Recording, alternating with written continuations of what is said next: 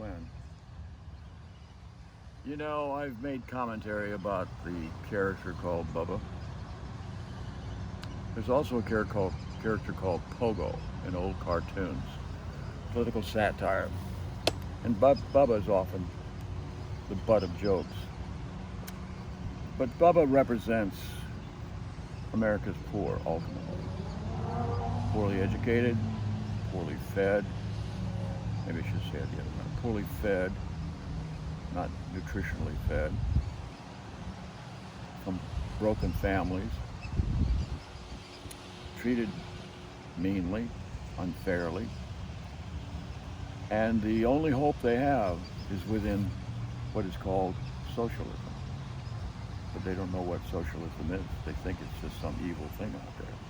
The public school system is socialism, paid for by the people, up by and for the people. That's what socialism does. And the Bubba of the world, if the socialism doesn't give them a good system in the communities they're in, that socialism, that use of socialism fails them. If they don't learn about their government through civics, which is what tells you about government, the Bubba remains ignorant of why things happen to him, about him, on top of him, crushing him.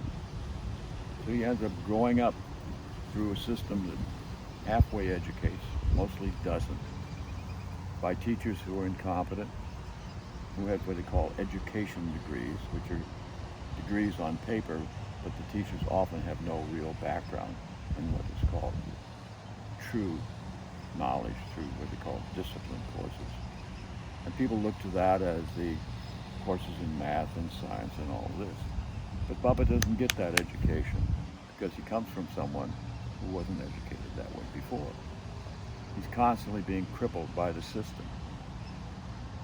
Bubba, you're being screwed over locally, statewide, and nationally by a system that does not support you. No wonder you're pissed off. No wonder you're angry, and rightly so. Who's at fault? What did the old South do when they had slavery? They told the white people around them, you want to give me trouble for having slaves? I'll pay you like a slave. You come and do the work. But I'll pay you next to nothing, and I won't even feed you. The Southern slaveholders did that to the whites.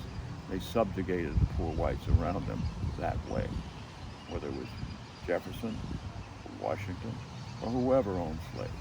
They threatened the whites around to keep them subjugated, keep them poor, keep them ignorant, and keep them cheap. The South did that across the board.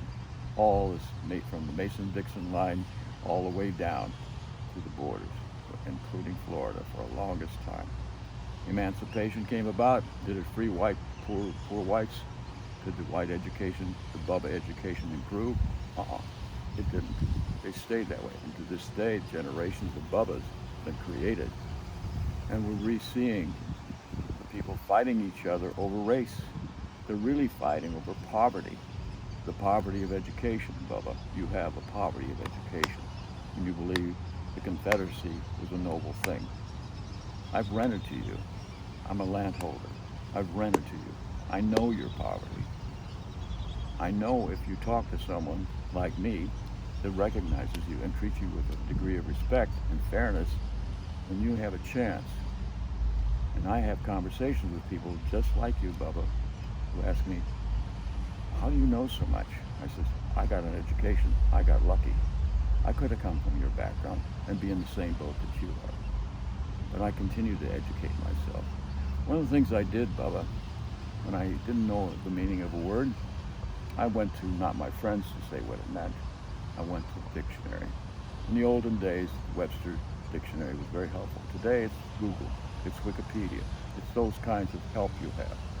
But you don't rest your time or waste your time talking to people who are just like you, who end up in the same jail with you,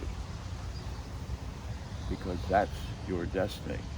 You don't support drug laws by being jailed, because putting you in jail supports drug laws, believe it or not. You didn't cause it, but the people who make money off of drugs and the corporations corporations that make money by jailing you and charging the communities for the beds that you sleep on when you're in the jail, dude. Think about that. Try to make a phone call out of a jail. See what that's like. Very damned expensive. The corporations get the profits off of that. They advantage themselves in the jail system that you've been screwed over, be put into when you're 15 years old or younger, perhaps. You've been screwed over too long. And that's what needs to change. But you've got to stop blaming white people that don't support you, but support black people.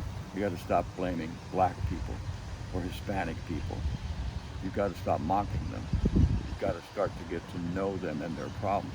Walk in their bootstraps, and they will walk in yours. You have to share it. Most of you think you're Christian. What's the first word in the Sermon on the Mount by that good old Jesus guy? It's brotherhood. That's what it is. Oh, you say it's not that? See, our Father. That's a prayer of brotherhood. And nothing else. And forgiveness and love. I'll leave you with that, Bubba. In the end, you're a fellow human, and I really, really love my brothers. And you should too. Thank you very much.